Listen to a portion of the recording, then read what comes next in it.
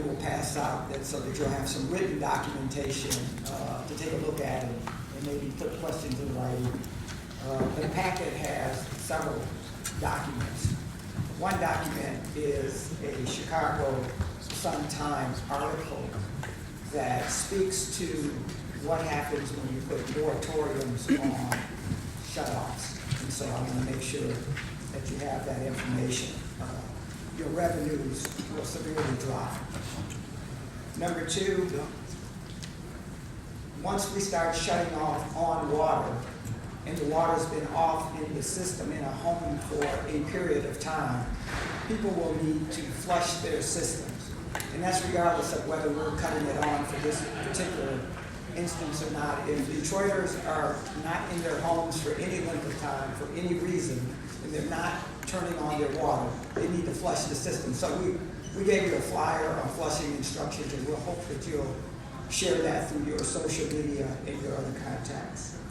Thirdly, we gave you a letter from the governor that supported the GLEWA board increasing the RAP dollars available from 0.5% of revenue to 1% of revenue. And we thank this body for their resolution in allowing that vote to take place. I'm confident that the vote will take place tomorrow and we'll get a resolution to the issue one way or another. There's a fourth letter that I added to the packet that is from the state's legal team to the ACLU in connection to the request for a moratorium on shutoffs. I saw a resolution this morning from a member of this body, and I thought that information might be helpful in helping you craft your message or moving forward on that particular issue. So I just added that letter to the package. And then finally, we have a flyer that we're also hoping that you will share with the community with regards to the new restart plan that we had a press conference on yesterday. And the intent was this. Right now, the public health authorities are putting the risk in the city of Detroit at low to moderate because no one has yet tested positive in the state of Michigan. And we thought before that happens, because it's just a matter of time, that we would be proactive and reach out to any customer that has fallen through the safety net, that safety net being our other programs at DWSD, the ones that you're very familiar with. I won't go through them today, but the RAP program as well as the 10-30-50 program.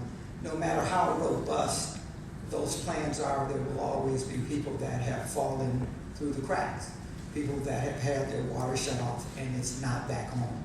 And this press conference was an attempt to roll out a program to identify who those people are, where those homes are, and allow them to have the water turned back on by simply making a phone call and making an appointment with Wayne Metro to see if they qualify for additional assistance. Once that phone call is made, a work order will be generated and a crew will be dispatched to that particular home to turn on the water. There'll be no charge. We want to thank the governor's office for stepping up and doing two things. And one you'll read in the letter, but the first thing is the governor's office is going to pay for the first 30 days of water, which will be $25. The customer will have to pay $25 every month thereafter, just $25 until this crisis is over. So you make the phone call, you set up the appointment. We're not going to wait for you to have the appointment, just make the appointment. A work order will be generated, a crew will be dispatched, and the water will be turned on. Governor's office will pay the first $25.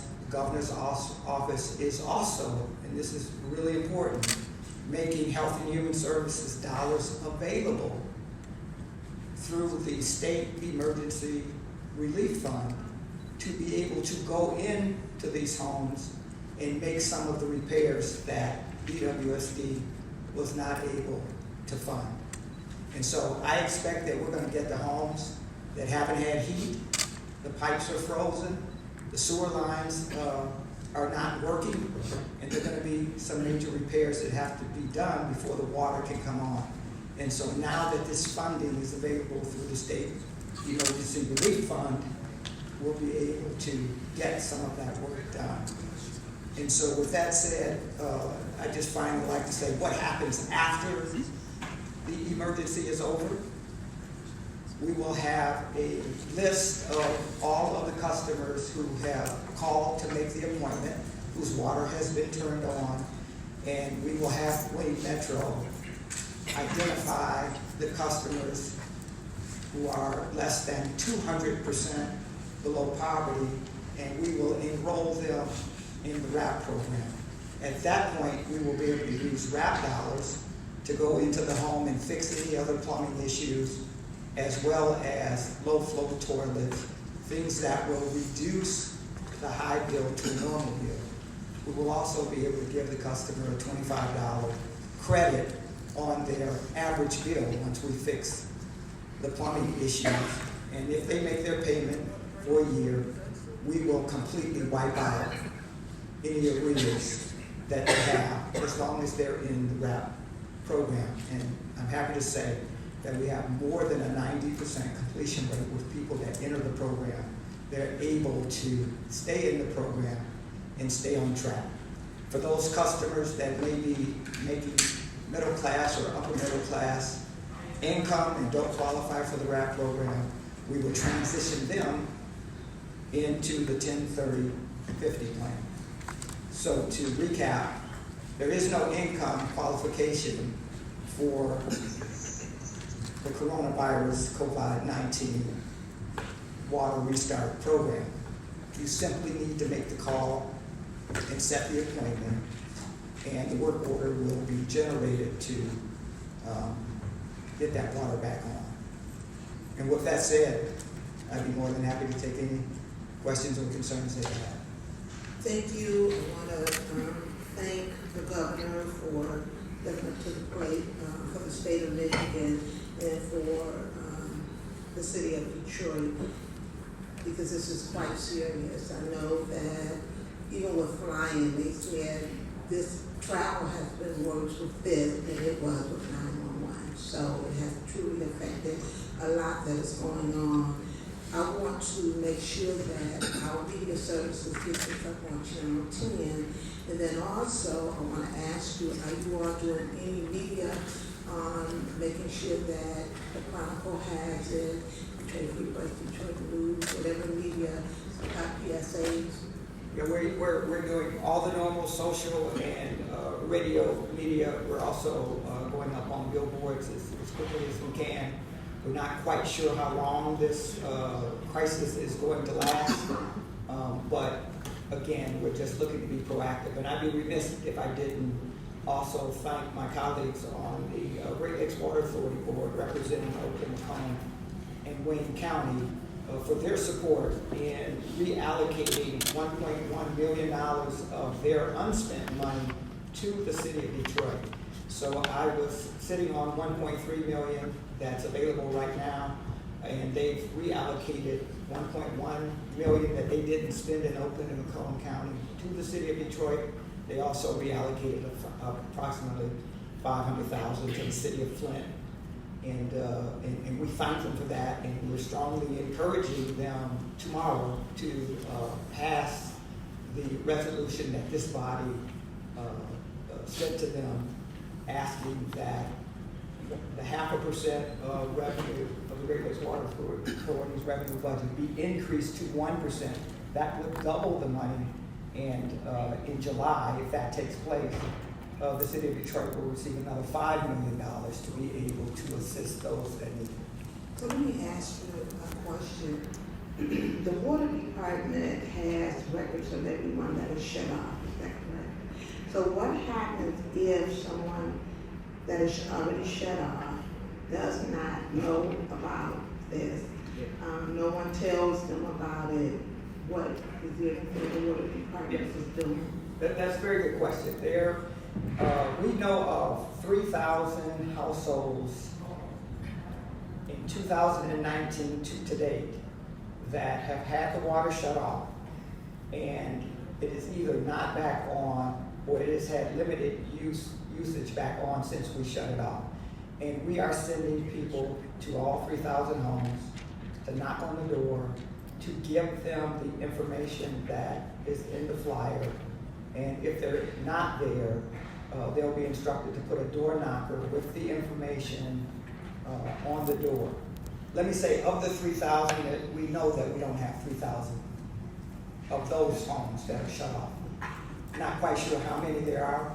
They're in 3 buckets, because we've been to those homes.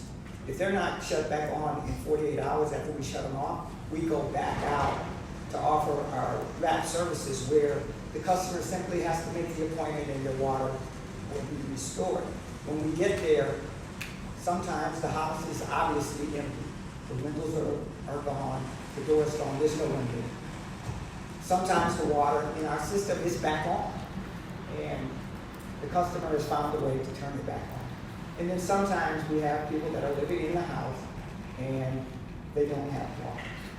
That's who we're trying to get to come in and apply for the help. They have to be a willing participant to come in. Even the state emergency revolving funds, we can't just hand it out. They'll have to fill out an application. Wayne Metro will help them do that, but you have to apply for the services. So they need to be an active account holder and a willing participant in applying for these dollars that will help them. Secondly, let me say that I received a text, I think from memory tape, that the question was asked, what happens to the arrears now that the customer is only paying $25 a month? Well, they will all be deferred. And after the incident is over with, we will bring them in, see if they qualify for RAP, and put them in a program that allows them to pay off any of those arrears over the next 2 to 3 years. So,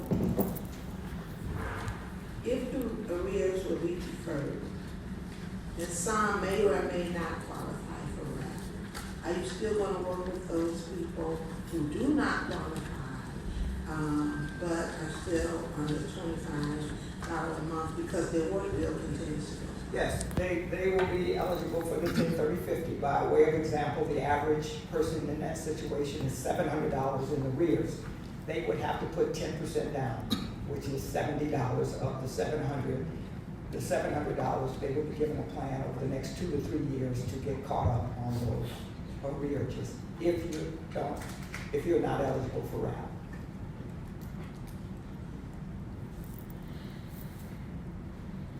So, this program, how long will it be in effect? Until the healthcare professionals declare that the crisis is over. Questions from